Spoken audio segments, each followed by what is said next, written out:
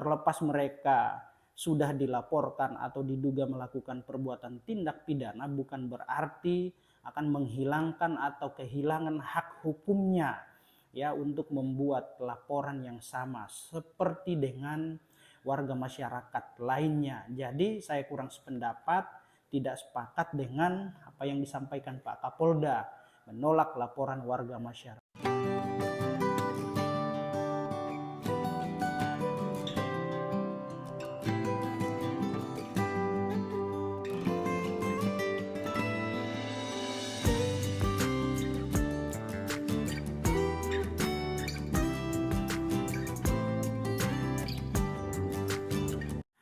Assalamualaikum warahmatullahi wabarakatuh, teman-teman. Apa kabar semua? Sehat selalu ya, amin. Dan semoga yang sedang menyaksikan video ini selalu dalam lindungan Tuhan Yang Maha Kuasa.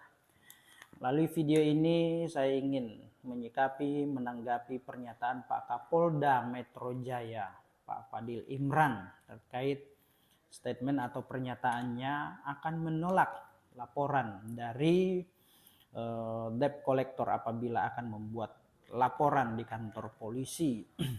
Nah, statement ini, pernyataan ini saya dapatkan di sosial media, di internet, di berita online maupun televisi, teman-teman. Nah, atas statement tersebut saya kurang sependapat, tidak setuju atas statement tersebut. Karena apa yang disampaikan oleh Pak Kapolda Metro Jaya ini merupakan opini, bukan fakta hukum. Itu bukan undang-undang yang harus diikuti ya. Nah, apa yang disampaikan ini bukan merupakan representasi dari undang-undang atau hukum, teman-teman. Nah, saya ingin menyikapi masalah ini ya terkait hanya hak warga negara, kesamaan kedudukan hukumnya ya, itu harus sama tanpa ada perbedaan. Terkait persoalan yang timbul, saya tidak masuk pada wilayah itu dan saya tidak memihak siapapun ya, tidak berada di sana, tidak berada di sini. Yang pada intinya saya ingin memberikan informasi edukasi hukum mengenai hak-hak seorang warga negara, masyarakat, kelompok hukum ya, mengenai haknya sama di hadapan hukum, teman-teman. Acuan saya adalah undang-undang ya. Jadi ya, apa yang disampaikan Pak Kapolda merupakan opini ya, bukan fakta hukum atau representasi dari undang-undang hukum ya. Acuan saya adalah undang-undang. Nah, seperti Undang-Undang Dasar 1945 sebagaimana disebut dalam pasal 1 ayat 3, negara Indonesia adalah negara hukum. Lalu selanjutnya pada pasal 27 ayat 1 UUD 1945 yaitu menyatakan bahwa segala warga negara bersamaan kedudukannya di hadapan hukum dan pemerintahan itu, dan wajib menjunjung tinggi hukum dan pemerintahan itu tanpa terkecuali. Nah, ini hak-hak di hadapan hukum harus sama.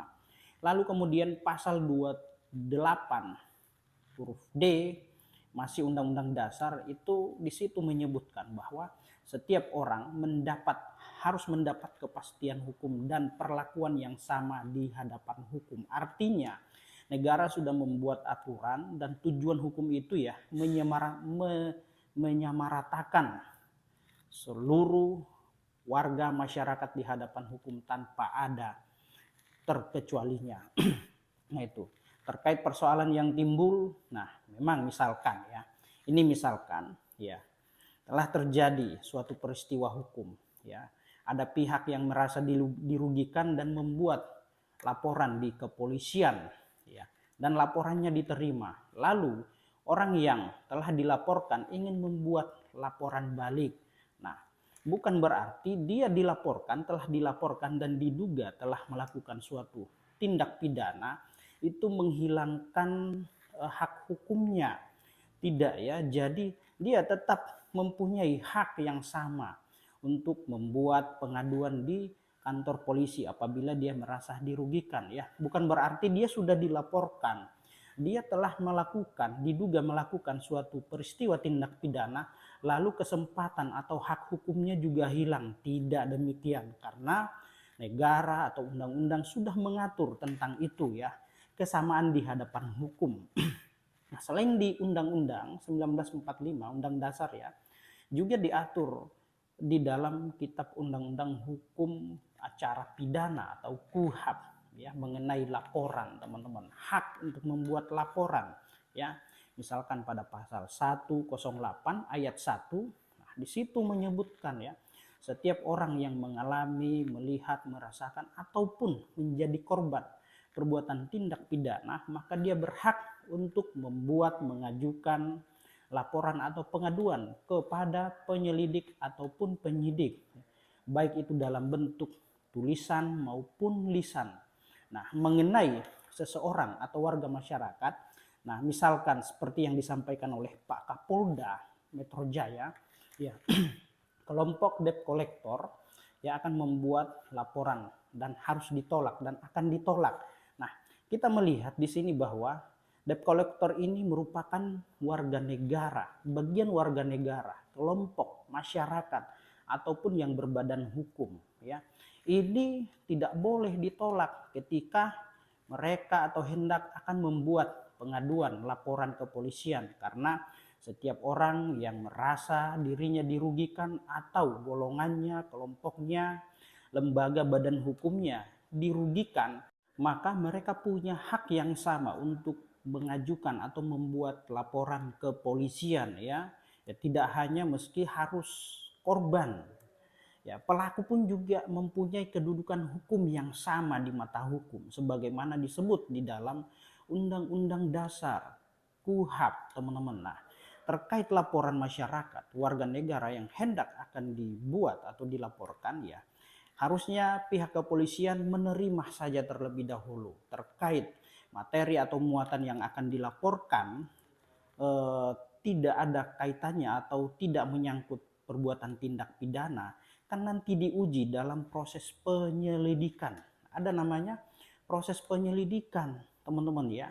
Proses penyelidikan ini adalah rangkaian untuk mencari dan menemukan apakah materi muatan yang dilaporkan oleh pelapor ini ada tindak pidana atau peristiwa pidana di dalamnya atau tidak. Apabila tidak ada tindak pidana di dalam laporan yang hendak atau telah dilaporkan, maka silahkan dihentikan atau jangan lanjutkan proses hukum ini ya, harus dihentikan, harus ditutup. Namun apabila ada peristiwa tindak pidana yang telah dilaporkan, maka perkara ini harus naik pada tahap penyidikan, teman-teman.